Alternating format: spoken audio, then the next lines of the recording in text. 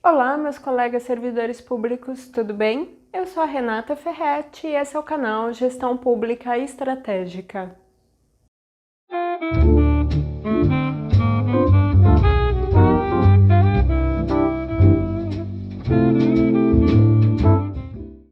No vídeo de hoje, o último episódio da série Desmistificando a Estratégia, eu optei por não trazer mais teoria. Afinal, a gente, ao longo desses 11 capítulos, conversamos muito sobre estratégia, trouxemos muita informação nova para vocês sobre o que é estratégia, e eu gostaria mais de utilizar esse último capítulo para a gente discutir e pensar na prática como é que você pode fazer essa análise de como essa estratégia é aplicada na sua organização. Ainda mais que a gente está no meio de uma grande pandemia e eu tenho certeza que a estratégia ela pode ajudar muitos os gestores a conseguirem adequar suas rotinas de trabalho, a reorganizar os seus setores, a reorganizar as divisões de trabalho, a definir novas metas para o seu setor, tudo com base dessa teoria de estratégia que a gente tem discutido nos outros 11 episódios. Eu gostaria de contar para vocês que esses episódios, até o 11º, eu gravei já algum tempo antes do que essa nossa realidade agora. Eu gravei no mês de dezembro, então por isso que ao longo desses 11 episódios vocês não viram nenhum exemplo prático de como seria, né, a aplicação da estratégia nesse momento de pandemia. Então eu acho que esse último episódio é um ótimo momento para a gente poder conversar com vocês sobre isso. Afinal, vocês já tiveram toda a teoria e agora está na hora da gente ver como é que isso funciona na prática. E justamente essa é a minha grande proposta com relação ao canal.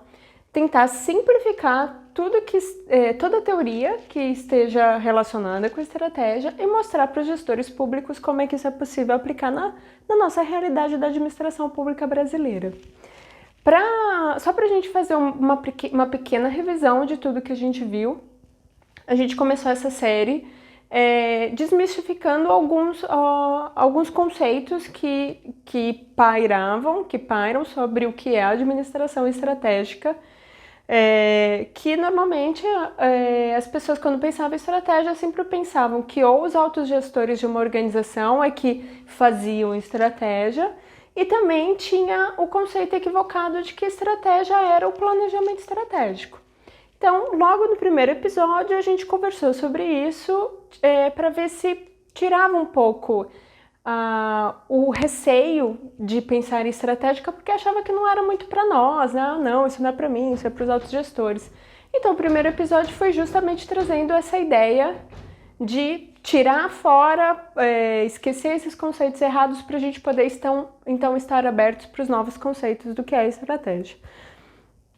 E eu lembro que no primeiro episódio eu falei que existiam pro Mintzberg e os seus colegas no livro Safari de Estratégia, que é o livro que a gente utilizou como base para esse episódio. A gente falou que eles dizem que existem 5 conceitos de estratégia.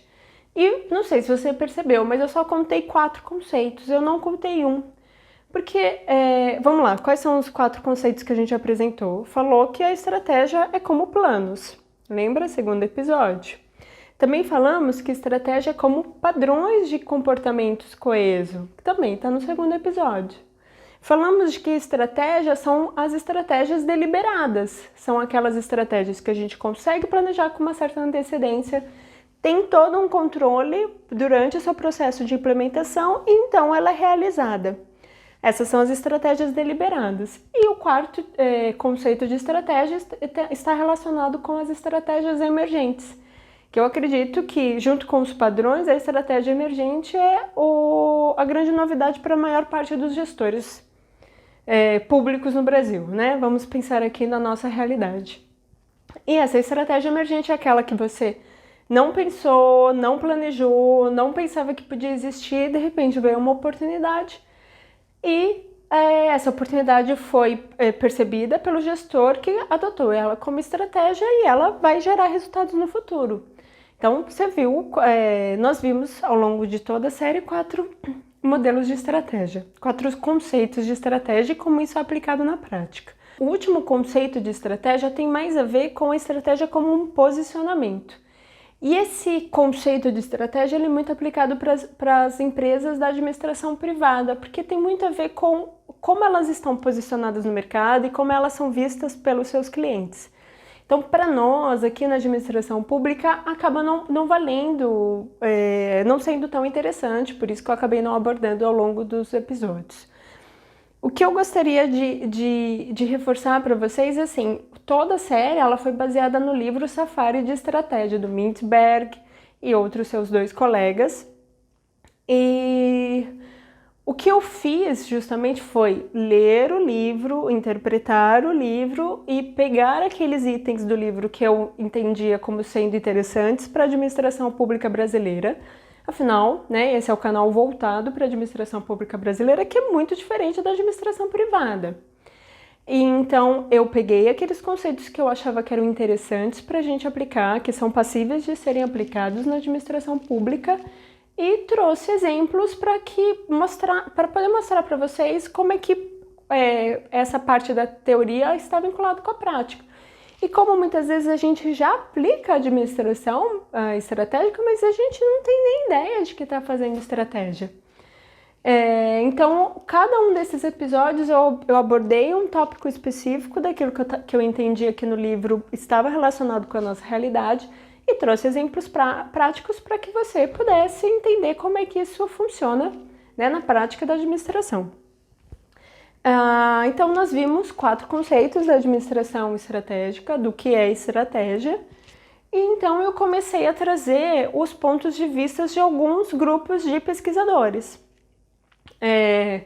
Para elaborar esse livro, os autores leram mais de 2.000 artigos de estratégia e dividiu em capítulos conforme um grande grupo de práticas e pontos de vista que de alguma forma ele conseguia colocar junto, trabalhando junto. Então eu analisei todos esses grandes grupos que ele vai chamar no livro como escolas de pensamento, e aí eu trouxe aquilo que eu entendia que cabia para nós.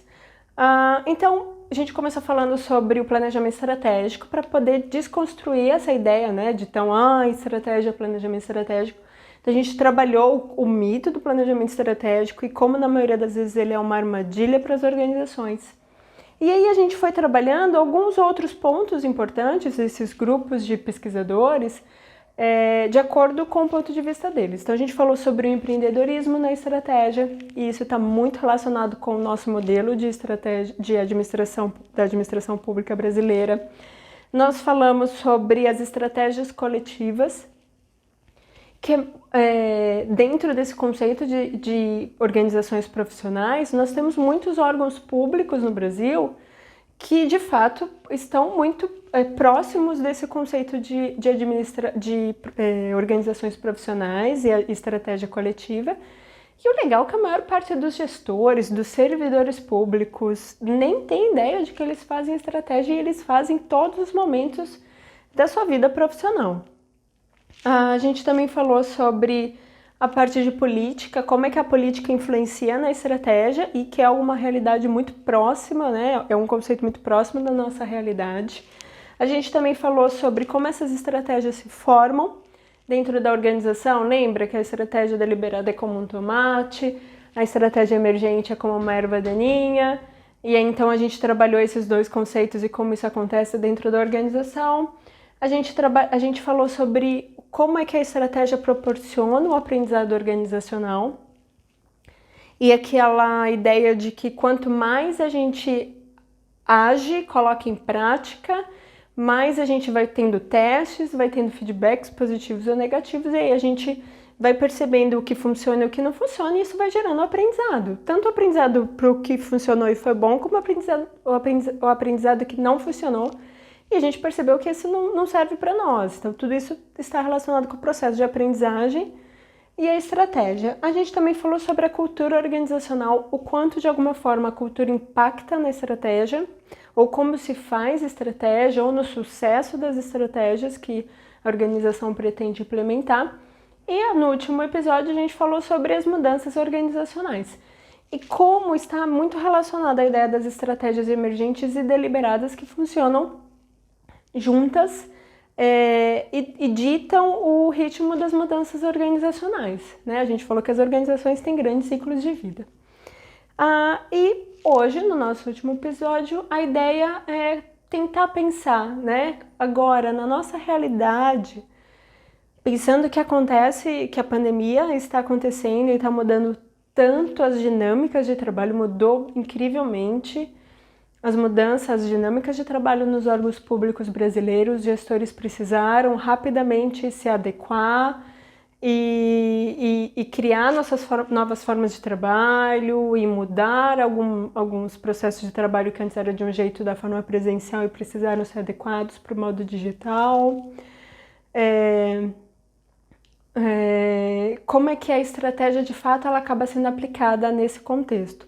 A gente vai ter organizações públicas que, ao contrário dessa mudança de teletrabalho que aconteceu em grande parte dos órgãos públicos no Brasil, a gente vai ter organizações que, pelo contrário, foi intensificado o processo de atendimento presencial, que é o caso, por exemplo, dos hospitais, né? Então, essa pandemia ela também gerou uma grande mudança nos processos de trabalho, nas formas como eles trabalham, na realidade, no dia a dia, na relação entre gestores e servidores. Então, o que a gente pode ter certeza e pensar é que essa pandemia ela mudou muito, ela impactou demais na administração pública brasileira.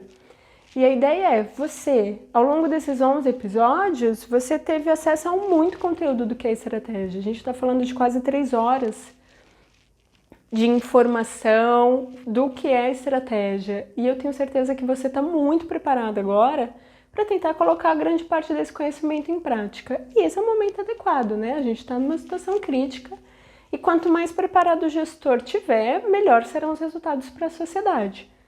Seja pela intensificação do trabalho presencial, seja por conta da necessidade de adequar tudo para o trabalho remoto, utilizando as tecnologias de informação. Bom, eu posso dizer assim, acabo trazendo bastante o meu órgão como exemplo, mas no caso do meu órgão, a gente teve uma mudança muito grande. Apesar de que a gente já conversou em alguns outros episódios, o processo de informatização ele acaba sendo intensificado há 9 anos atrás, 8 anos atrás, e aí essa organização já estava no processo e praticamente no começo do ano isso foi concluído, essa informatização dos processos, né? Afinal, eu trabalho no judiciário. Então, a organização, ao longo desses 8 anos, ela já estava se preparando para uma condição para ter esse trabalho à distância até, né? Já estava sendo concedido algumas permissões para funcionários trabalharem de casa, principalmente quem mora em outros estados, outras cidades.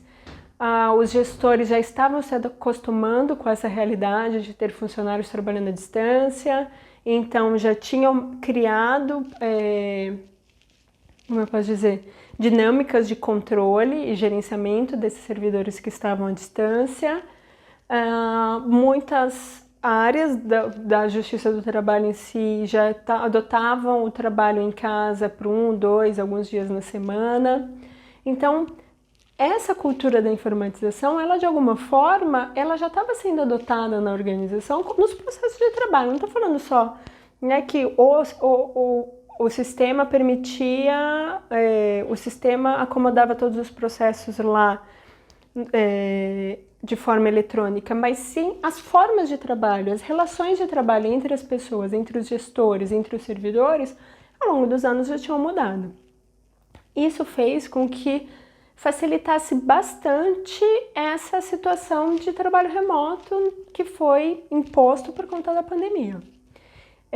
Isso aconteceu no judiciário, não só no meu, mas outros judiciários que já passavam por esse processo de informatização, que é o caso mais dos judiciários federais. Eu sei que os judiciários estaduais, Alguns estados já eram mais informatizados do que outros, e isso faz com que aqueles que eram mais informatizados tivessem maior facilidade para poder trabalhar agora nesse momento de pandemia e outros não.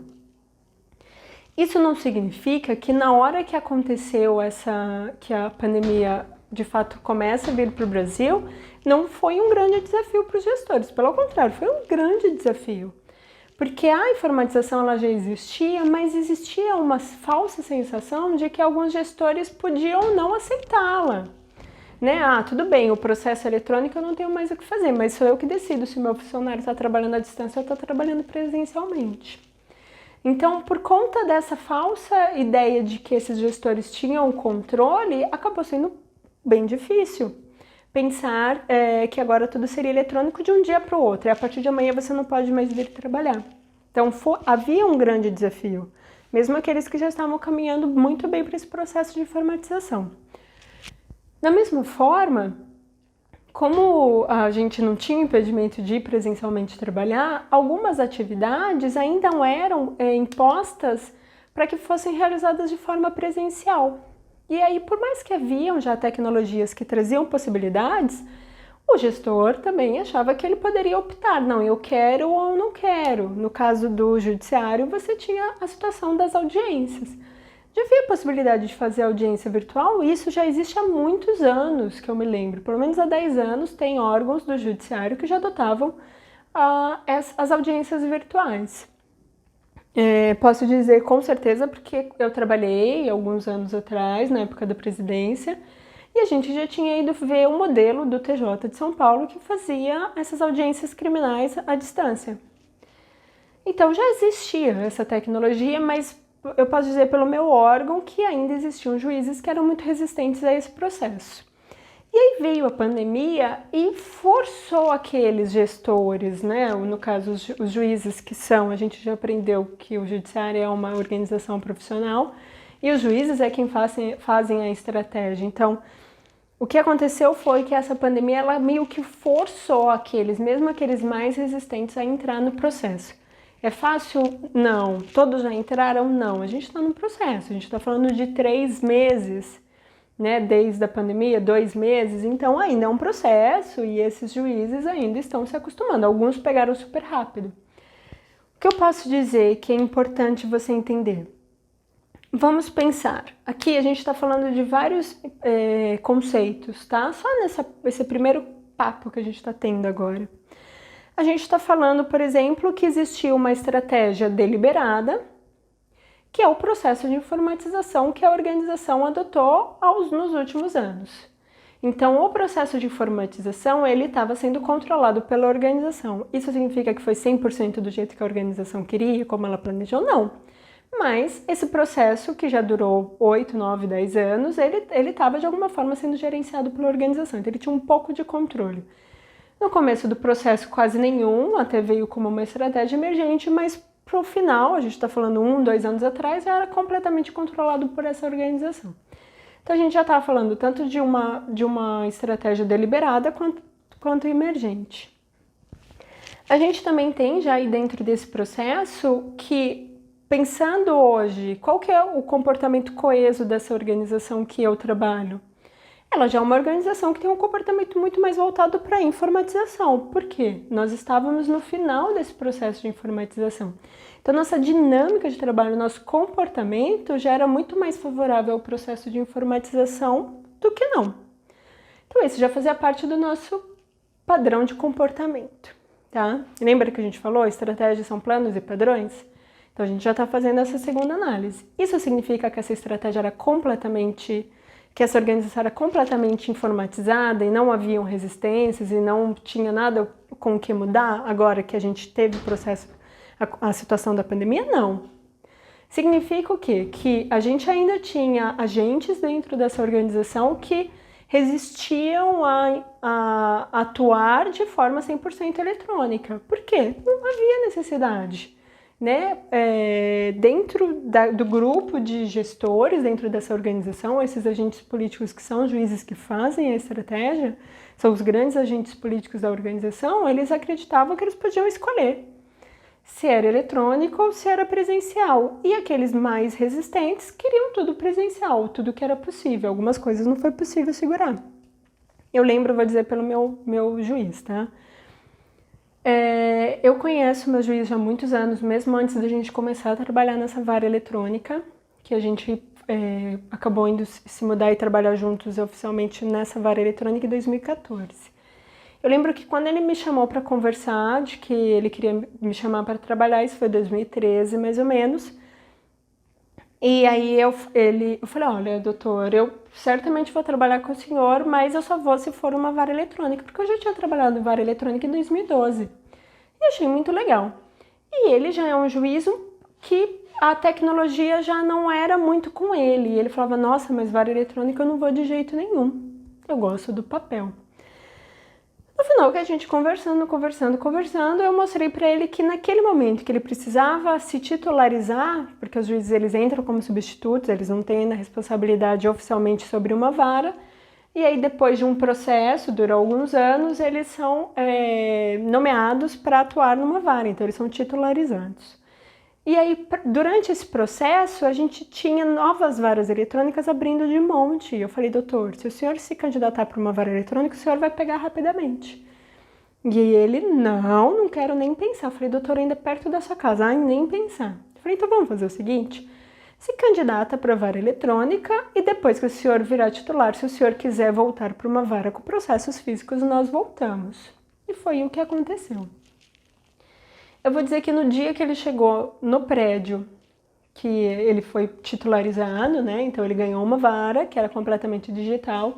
Eu lembro que no primeiro dia que ele chegou no prédio e ele olhou as instalações de uma vara eletrônica, quer dizer, sem processos, não tinham processos, né, físicos, que meio que se sentia assim, sufocado dentro dessas varas de papel. Ele olhou aquilo, tipo, era um novo mundo para ele. Eu lembro que ele olhando assim, aí ele virou, me chamou para o gabinete dele, ele falou, a gente não vai embora mais daqui, a gente não vai mais para lugar nenhum. E aí, assim, o que eu posso te dizer é que, como ele, mesmo antes das pessoas conhecerem outros benefícios, porque ele ainda nem conhecia tantos benefícios, ele viu o primeiro e já falou, nossa, isso aqui é maravilhoso, isso aqui é um paraíso. Então, como muitos como eles, num primeiro momento achou que ele poderia optar. Eu tenho escolha, eu quero uma vara eletrônica, eu quero uma vara digital. E aí aconteceu dele cair numa vara digital dentro desse nosso processo de negociação.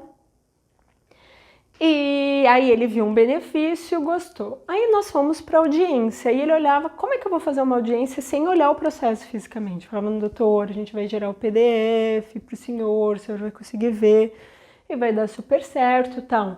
Num primeiro momento ele falou, eu quero papel. E eu lembro que o datilógrafo que ficava com ele até meio que sugeriu fazer algumas impressões para ele no começo. E eu logo desde o começo falei, doutor, o senhor tem que olhar aqui, ó. E punha outra tela para ele, ó, o senhor tem que ver aqui, o processo está todo aqui. O que eu posso te dizer? Se você tem uma realidade nova, e aí você está passando por um processo de mudança. Se você insistir e voltar em situações que são aquelas que você já estava acostumado, porque isso é mais confortável para você, o seu processo de mudança ele vai demorar muito mais para ser realizado e ser concluído. Então, desde o começo, eu já incentivava ele, não, o senhor tem que entrar, o senhor tem que entrar e vai dar certo. E aí, eu vou dizer assim, foi até muito rápido, tá? A adaptação dele nessa nova realidade dentro daquilo que ele conhecia. Ele já fazia sentenças por computador, então um pouco ele já tinha, né, essa facilidade com um pouco de tecnologia, apesar dele não ser muito tecnológico. Então, assim, tem pessoas que são mais tecnológicas e outras não. E o que acontece é o seguinte, dentro daquilo que ele podia escolher, a tendência é que não queira mudar muito, né? Porque o ser humano, ele gosta da ideia do conforto, ele gosta de ficar naquele ambiente que ele controla mais. E aí o que aconteceu? A minha vara, por exemplo, a gente não fazia audiências virtuais. A gente exigia que essas audiências fossem sempre presenciais. Então, por que eu estou dando esse exemplo para vocês? Para vocês entenderem que existe uma certa cultura. E são esses agentes da organização que impõem, de alguma forma, esse ritmo cultural e como essas mudanças acontecem. Tem situações que você consegue controlar e optar por não fazer mudança. E o ser humano, de modo geral, ele sempre vai querer ficar na sua zona de conforto. Então, a gente já estava numa vara eletrônica, a gente já tinha adotado a possibilidade de trabalhar à distância há alguns dias, o próprio juiz, os servidores. Então, isso até era um pouco mais tranquilo, mas existiam algumas atividades que a gente entendia que elas só poderiam acontecer de forma presencial, como é o caso da audiência. E a gente tinha uma outra atividade que era a exigência da parte que entrou com o processo vir pessoalmente, pelo menos a primeira vez, para a gente ver que existe, para evitar situações de fraude. Então, assim, a gente, dentro daquilo que a gente podia, a gente não via outra solução senão manter do processo tradicional. E aí o que acontece? Tá vendo que a gente já está no processo de mudança? Demora! As mudanças sempre demoram. Quando você consegue definir que essa mudança, você controla essa mudança dentro do seu plano, a gente está falando de estratégias deliberadas. Quando a gente não controla mais, a gente vai ter uma situação de estratégia emergente. Quando vem a pandemia, muita gente foi pega de surpresa, até nós, porque nós não éramos 100% digitais. E eu tenho certeza que isso aconteceu com gestores públicos no Brasil inteiro, né?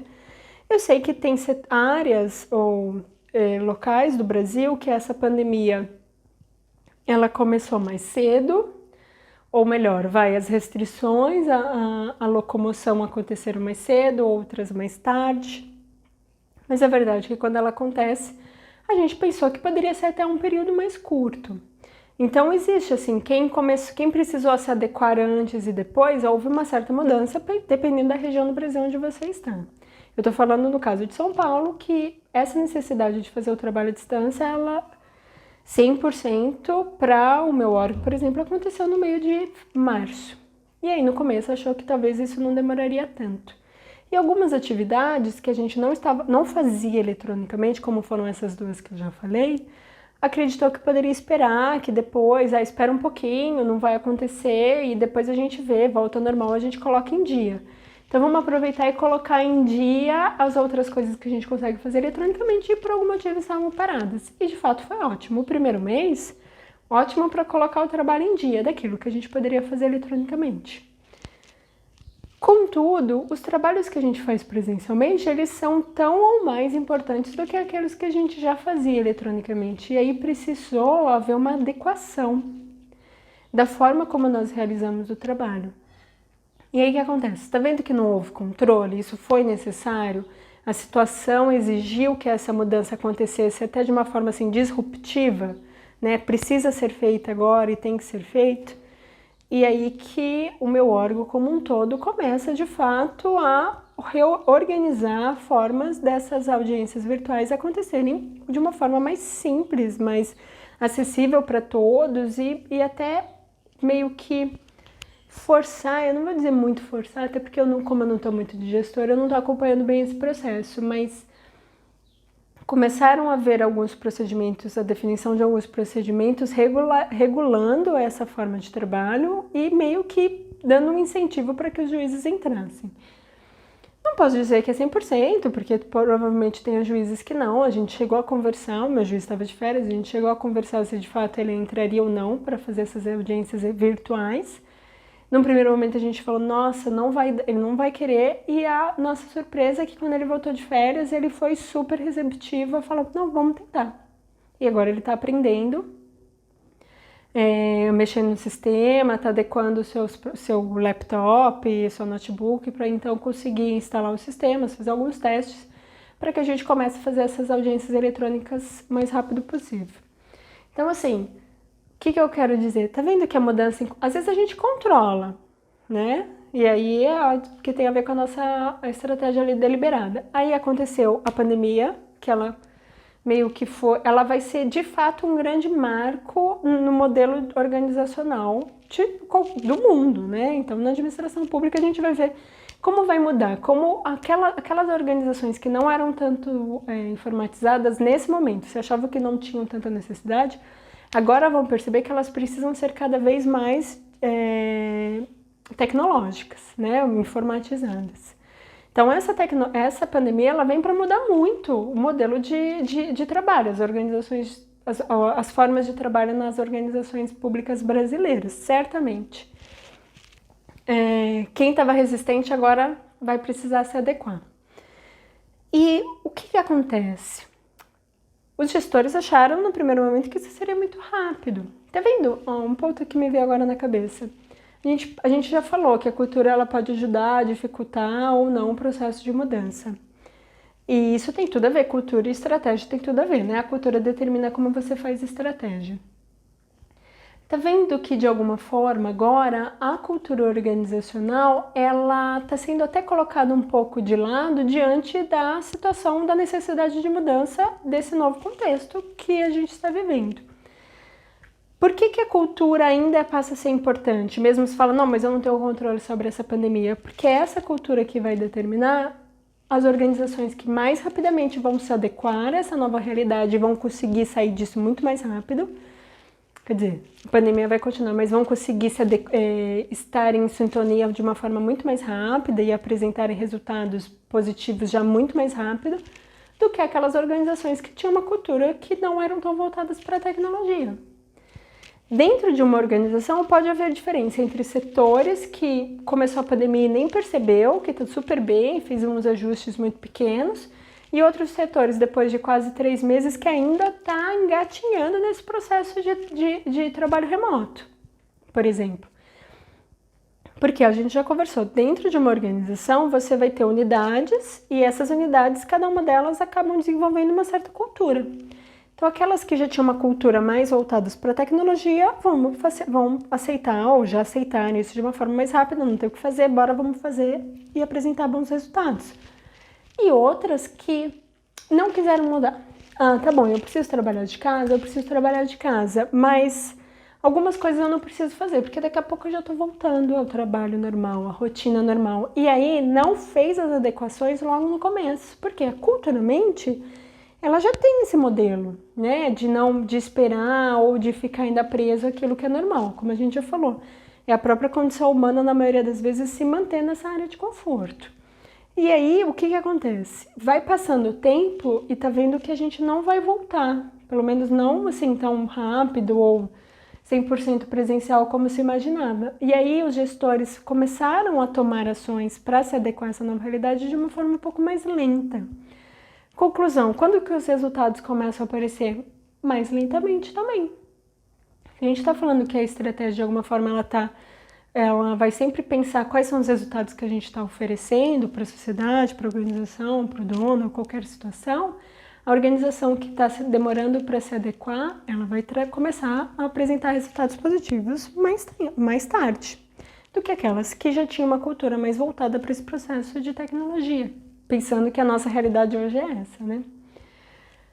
Bom, por que isso é um marco? Por que eu falei que isso pode ser considerado um marco? Porque mesmo depois que tudo isso passar, as formas de trabalho, elas não voltam mais ao modelo que era anteriormente. A gente, de fato, você pode começar a olhar daqui a um ano para a organização que você trabalha e você vai perceber que tudo vai ser diferente depois desse momento que a gente precisou se adequar e pensar em outras formas de trabalho. A gente saiu da nossa zona de conforto, começou a pensar em novas possibilidades, o tempo foi passando, precisou de fato implementar essas outras realidades, essas outras formas de trabalho, e depois que isso, aí a gente está percebendo que está dando certo, que está sendo positivo. E aí depois que tudo voltar à forma presencial, eu já falo, mas não quero mais fazer da outra forma, eu já aprendi a fazer diferente e gostei. E aí isso vai fazer com que a partir de agora tudo vai mudar, tudo mudou. Eu não vou dizer que a performance pode ser melhor. Ela pode ser melhor, mas várias coisas precisam ser ajustadas para considerar que uma organização trabalhando remotamente é mais performática ou performa melhor do que uma organização que trabalha presencialmente. São vários ajustes que precisam ser feitos. E como essa pandemia acabou trazendo situações de que muitas pessoas não queriam trabalhar de casa e foram obrigadas, não necessariamente elas conseguem ter um bom rendimento em casa. Às vezes elas preferiam ir para o escritório por alguns motivos, ou porque tem criança em casa, que a gente já conversou na própria série de teletrabalho, ou porque tem outras pessoas dentro de casa e isso pode de alguma forma te prejudicar, ou porque às vezes, agora então na parte da pandemia que as crianças também estão dentro de casa, então tá exigindo muito dos profissionais, especialmente das mulheres, como já foi. Tem estudos que falam que as mulheres estão ficando muito sobrecarregadas nesse processo de teletrabalho. Então, assim, ela precisou trabalhar em casa por conta da pandemia, mas não era essa a necessidade dela. Então, e junto com ela, os seus filhos também vieram ficar em casa. Então, não necessariamente a gente vai ter uma performance maior, porque no todo a gente acaba meio que se igualando. O ideal é o seguinte, quando a pessoa poder escolher, né? Se ela quer trabalhar porque ela sente que ela produz melhor no ambiente profissional, no escritório, ou ficar em casa para aqueles que entendem que trabalham melhor em casa. Então, eu acredito que no final, se a gente tiver a possibilidade de escolher, vai ter, algumas pessoas vão preferir voltar ao modelo presencial, mas isso não significa que os trabalhos que hoje viraram 100% eletrônicos vão virar presencial. Significa apenas que antes a pessoa abria o computador dela na casa, agora ela vai preferir voltar a trabalhar no escritório, abrindo seu computador no escritório. Mais mudanças disso, Renata? Provavelmente. Provavelmente hoje os órgãos públicos vão perceber que eles precisam de um espaço menor, de físico, um espaço físico menor, tanto de escritório quanto de atendimento ao cidadão. Porque eu sei que muitos órgãos que antes não ofereciam alguns serviços eletrônicos, agora por conta da pandemia, estão oferecendo com mais intensidade, com mais frequência. E aí as pessoas se acostumam, elas podem fazer tudo da sua casa, por que eu vou presencialmente, né? Então, a maior parte dos órgãos públicos no Brasil também vão sentir essa necessidade de fazer um enxugamento, até porque diminui gastos, né?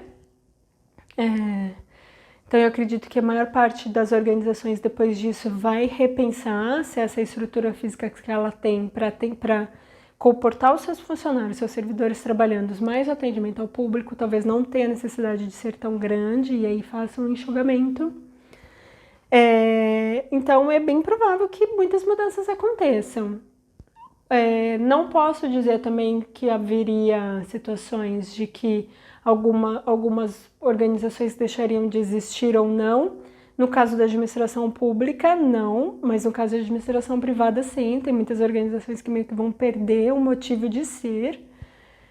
Muitas empresas estão falindo, fechando, mas no caso da administração pública brasileira, de cara, assim, eu não consigo pensar em nenhuma organização que vai deixar de existir. Pode ser, por exemplo, nessa ideia que a gente sempre fala, eu sempre tento trazer um pouco de exemplos de escolas, né, de educação e de saúde.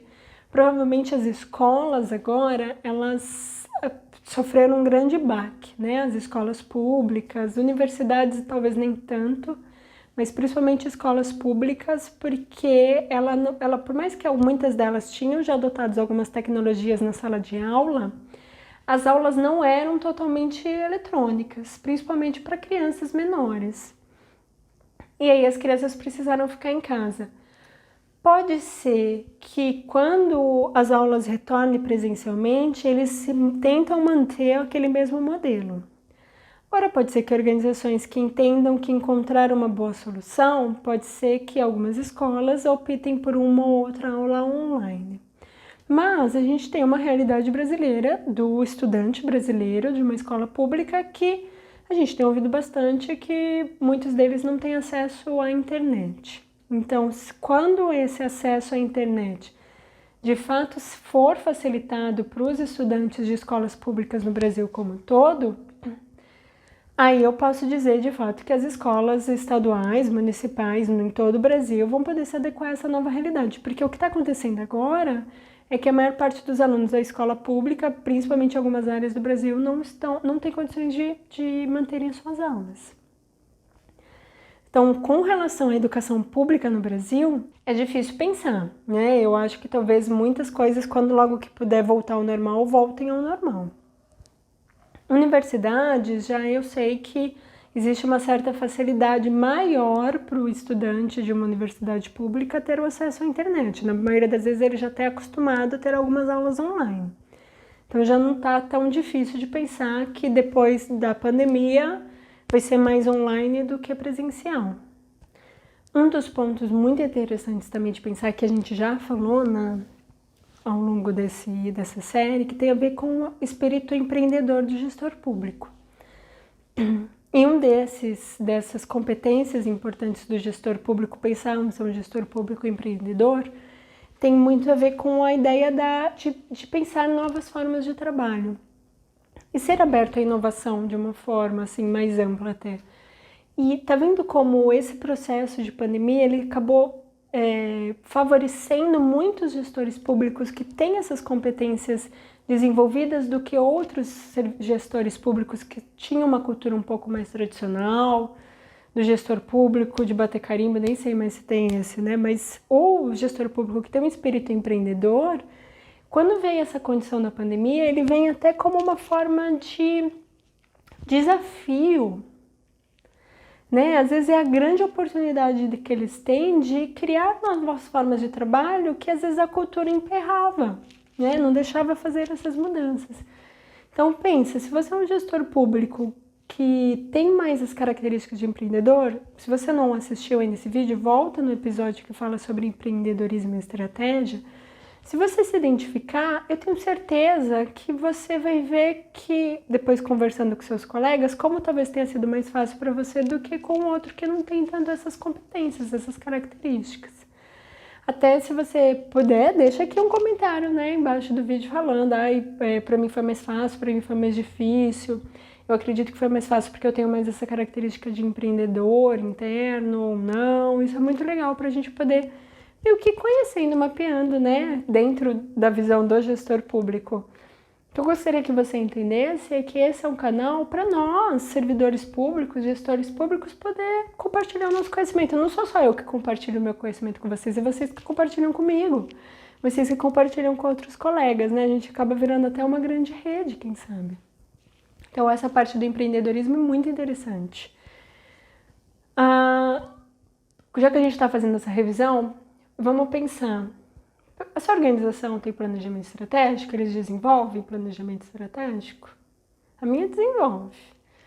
Grande desafio. O que você acha do planejamento estratégico nesse momento de crise? Foi pro beleléu, não é isso? Perdemos 3 meses que a gente mudou tanto e pensa que essa mudança não estava dentro do planejamento estratégico, ela foi zero controlada, né? Ela foi sei lá, mudou tudo de uma hora para outra. Isso estava dentro do planejamento estratégico de nenhum órgão, nem nunca esteve. Porque um dos erros na hora que você fazer um planejamento estratégico, lembra que a gente falou que para você fazer um planejamento estratégico com mais chances de dar certo, você precisa ter um ambiente estável. Hoje nós temos um ambiente 100% instável. Tem como fazer planejamento? Não. Organizações que têm planejamento estratégico, joguem no lixo agora. Se depois dessa pandemia você quiser fazer um novo planejamento estratégico, a opção é sua. A minha sugestão é que não faça, nem perca o seu tempo, porque isso é muito tempo perdido. Mas certeza que esse planejamento que você tem não serve de nada. Lembra até a minha organização, um pouquinho antes dessa condição de pandemia, eles tinham anunciado que eles iam fazer novas reuniões para refazer o planejamento estratégico que eles fazem a cada 5 anos. Acho que eles não chegaram a ter tempo de fazer antes disso, mas agora não é momento de pensar em planejamento estratégico. Depois, quando tudo passar, que você achar que você agora acomodou, o ambiente está mais estável, se quiser perder esse tempo, beleza. Senão, 100% que não vai funcionar. Me fala, então, se planejamento estratégico não serve para nada. Planos, né? Pensando na estratégia deliberada, aqueles gestores que não fazem planejamento estratégico, mas trabalham com planos, né? Você está sempre fazendo planos? Você faz plano? Eu faço planos. Faço planos o tempo todo. Estou sempre pensando, é bom a gente pensar sempre no futuro. O que a gente não pode é se apegar a esse plano, tudo bem? Mas fazer planos, quem não faz, né? Eu acho que até o plano ajuda a gente a ter mais animação, ser mais otimista, porque a gente está pensando numa perspectiva de futuro. Então, planos é legal. Você, gestor público, você faz planos? O que você acha? Você chegou a fazer algum plano para esse ano? O que aconteceu com o seu plano? Afundou, né? Eu ia falar outra vez, afundou o seu plano, não é mesmo? Pois é. O que aconteceu? Qual foi a estratégia muito favorecida durante esse processo de pandemia? Vamos, você consegue. Qual foi a estratégia incrivelmente favorecida? A estratégia emergente, né? É a gente pensar que essa pandemia pode ter vindo como uma grande oportunidade para o gestor assumir a responsabilidade da mudança e colocar em prática. E aí você pega pela oportunidade. Apareceu várias oportunidades. Quem soube aproveitar oportunidades durante a pandemia está trabalhando pra caramba. Tem muita oportunidade. Eu mesmo estou surfando na onda de oportunidade. Eu já estava me planejando há muito tempo para criar o canal e acabei não colocando em prática. Foi a pandemia que meio que deu uma chacoalhada. Falou, Renata, você já tem alguns vídeos, por que você não abre o canal? E aí, claro, eu tô falando do canal que não é da administração pública, mas quem teve a chance de pegar essas oportunidades e mudar, teve uma grande oportunidade. Meio que falei, a minha organização agora, se antes os juízes eram resistentes para fazer as audiências virtuais, agora posso até tentar descobrir, mas a tendência é que a gente vai ter quase que 100% fazendo virtual. Antes eu tinha 10 fazendo, daqui a pouco eu vou ter quase 1000 fazendo. Isso não é incrível? Incrível, olha que delícia!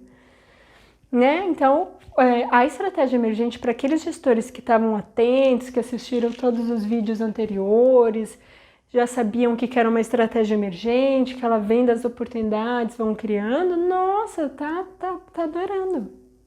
Outro ponto importante, pensando em estratégia nessa situação da pandemia, tem a ver com o nosso modelo de comportamento, o nosso padrão de comportamento. Por quê?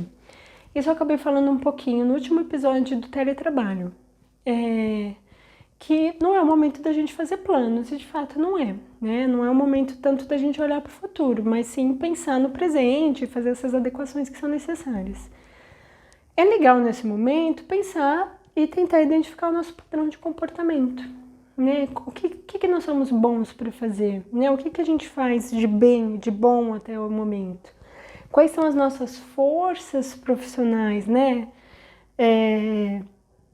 E tendo essa consciência, aproveitar e colocá-las em prática, porque é um momento de crise. E quanto mais você é consciente, você tem essa consciência das suas características positivas, mais você vai conseguir colocá-las em prática nesse momento de grande mudança. Dá para fazer estratégia? Essa é uma forma de fazer estratégia. Por exemplo, eu acabei falando lá no teletrabalho que seria interessante utilizar essa ideia de identificar seu padrão de comportamento para motivar os seus funcionários. Por quê? É uma época de crise, está todo mundo num certo grau com dificuldades, com algum sofrimento, alguns mais, outros menos. Mas o legal para o gestor que tem essa competência de liderança, que a gente já falou no episódio de empreendedorismo, ele trazer essa sua competência de liderança para tentar motivar os funcionários. E utilizar esse processo de motivação tentando trazer, cara, é bom nisso, nós somos bons nisso, nós como grupo trabalhamos legal. Você está tendo uma dificuldade, eu te ajudo nessa outra dificuldade. Ou assim, ter um setor, um grupo que é mais favorável à tecnologia, utilizar essa força para conseguir utilizar ainda mais e se adequar ainda mais a essa nova realidade. O mesmo setor, um tribunal, uma organização que não seja tão voltada assim para a tecnologia, mas são fortes, são resistentes, são corajosos, né? Então gostam de tentar, não tem medo de tentar. Trazer essa ideia, esse comportamento assim mais guerreiro e para encarar essa mudança que é tão difícil. Está acontecendo. Ela já aconteceu. Agora, né? A crise aconteceu. Agora, como é que a gente vai sair disso? Que vai diferenciar cada um, uma organização da outra. quanto mais fácil, mais rápido a gente entender qual é o nosso padrão de comportamento, entender que isso pode vir como uma estratégia emergente e que pode ser sim aproveitada, colocada em prática. Quanto mais as organizações, os gestores públicos entender que depende deles de assumir essa responsabilidade, de fazer a mudança de uma forma menos traumática, mais proveitosa, mais resultados essa organização vai ter, mais estratégias realizadas ao final ela vai ter, né? Que é o grande objetivo da administração estratégica, os resultados. Mais fácil, mais rápido e mais positivos. A minha organização tem falado muito assim, né? No site eu vi pouco, acho que 2 vezes eu acabei acessando, uma vez acho que foi umas colegas que me falaram, o tribunal está divulgando o quanto positivo eles estão, ou quantos resultados positivos está tendo mesmo nessa época de pandemia. E eu olhei muito pouco, eu lembro que eu fiz algumas perguntas para as meninas, eu falei, nem vou olhar. Mas é porque eu não sei ainda, né, se houve uma mudança, uma melhora referente ao período anterior com agora. O que a gente tem de fato é que existem resultados positivos, o tribunal não parou. E a tendência é que se no primeiro mês foi um pouco um baque, depois os outros já foram se adequando. Mas a gente, como tinha uma certa informatização já avançada, tenho certeza que a gente não parou. Eu sei que tem organizações que meio que ficaram paralisadas no começo.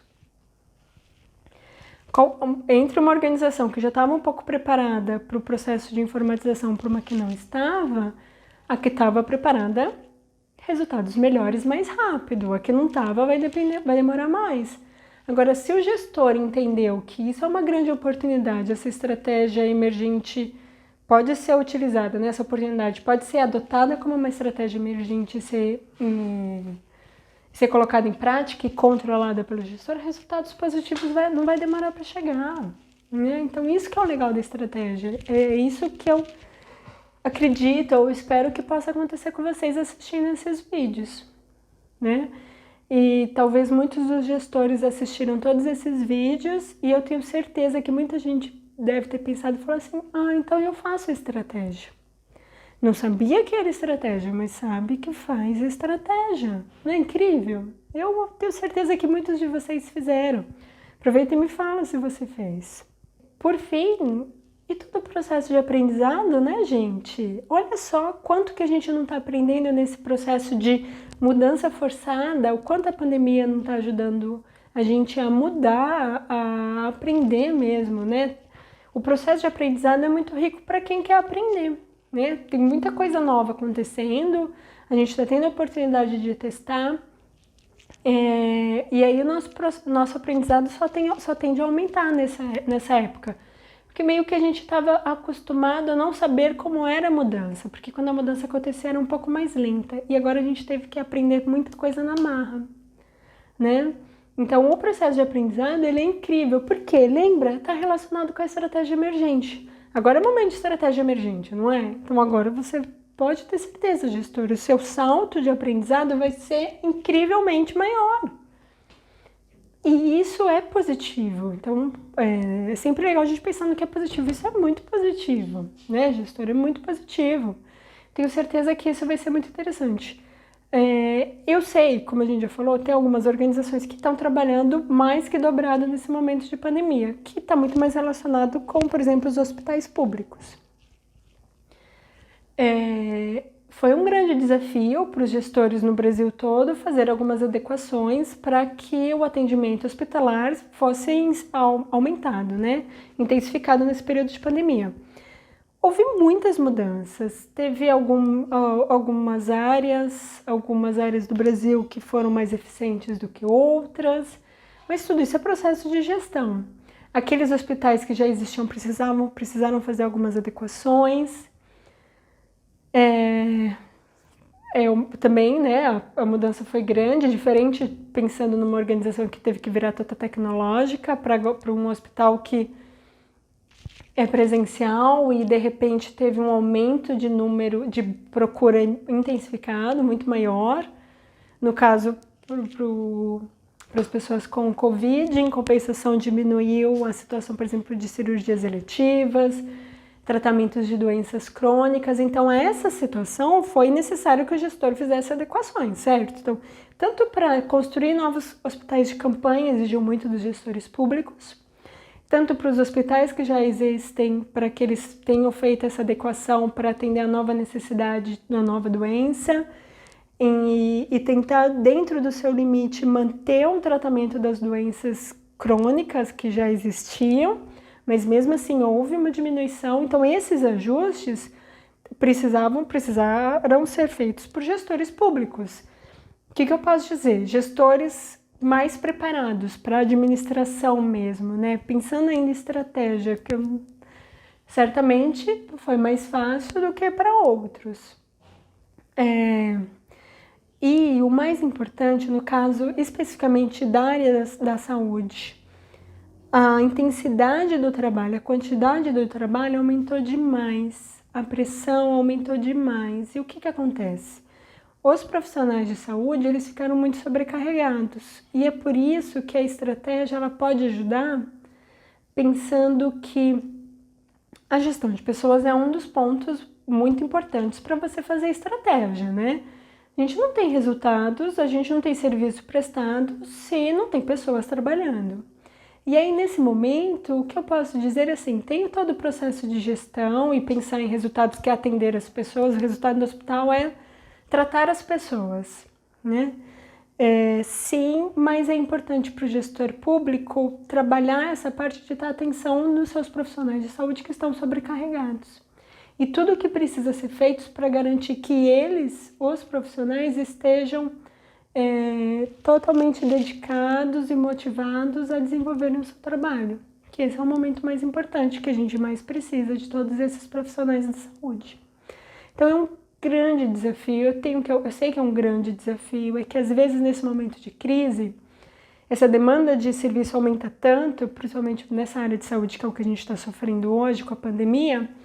Às vezes o gestor ele não tem tempo para procurar mais informações, está na hora dele colocar em prática tudo aquilo que ele já sabe. E aí, para esses profissionais, pensar na estratégia como um padrão de comportamento coeso pode ajudar muito mais a apresentar resultados do que o restante dos conceitos de estratégia. Às vezes, dentro de uma estratégia emergente, é aproveitar que esse momento o orçamento pode ter aumentado, né? Às vezes mais dinheiro veio para a saúde por conta dessa necessidade. E os gestores mais bem preparados conseguem utilizar esse dinheiro melhor, né? Para quê? Para conseguir atender mais pacientes, para que esses atendimentos sejam de melhor qualidade. Mas a gente não pode esquecer, como gestor público, nesse momento, é dar atenção às pessoas, principalmente esses profissionais de saúde que estão extremamente sobrecarregados. O padrão de comportamento pode ser utilizado nesse sentido e pensar que talvez esse aumento de orçamento pode ajudar, às vezes, na contratação de novos profissionais. Treinamento, compra de novos materiais, tudo isso tem a ver, se bem trabalhado, com a estratégia emergente e a estratégia como padrão que a gente conversou até agora. Certo, pessoal? Foi muito legal trabalhar com vocês nessa série sobre estratégia. Eu sempre vou tentar trazer séries um pouco mais teóricas no momento, e aí eu trago depois uma estratégia um pouco mais tranquila, mais da prática, mais do dia a dia, e a gente vai tentar trabalhando conceito com prática para ficar... primeiro porque a gente precisa entender como é que isso é sempre aplicado, né? Então eu vou estar sempre tentando trazer dessa forma. A gente acabou de terminar uma série super teórica, mas com bastante exemplos, então eu espero que tenha sido tranquilo para vocês me acompanhar ao longo desses 12 episódios. Eu espero muito que você tenha gostado e tenha se sentido motivado a aprender ainda mais sobre estratégia. Eu tenho certeza que assim, com os conceitos de estratégia, a gente consegue melhorar muito o serviço público no Brasil. E eu gostaria de te convidar, sempre eu falo, mas deixa seus comentários, participe ativamente do canal, dê um like para me ajudar a divulgar ainda mais esse canal e fazer com que o YouTube entenda que você gosta desse tipo de assunto. E vou fazer um convite para participar da próxima série eu tô criando uma série para falar sobre os desafios do gestor público. E eu vou te convidar, se você tiver algum desafio que você precisa de alguma ajuda para poder desenvolver, desenrolar, resolver, me escreve. Pode ser tanto pelo e-mail, que é gestãopublicaestratégica@gmail.com, ou deixar na parte de comentários, tanto desse vídeo quanto dos próximos. Eu tenho acesso a todos os comentários, eu recebo a notificação quando alguém deixa comentário. E aí eu vou poder utilizar essa sua sugestão de tema para a próxima série, você deixando qual seria o seu maior desafio, e eu vou tentar desenvolver e poder te dar algumas sugestões e te ajudar a encarar esse desafio com sucesso, tá? Por hoje é só isso, te vejo na próxima série, muito obrigada!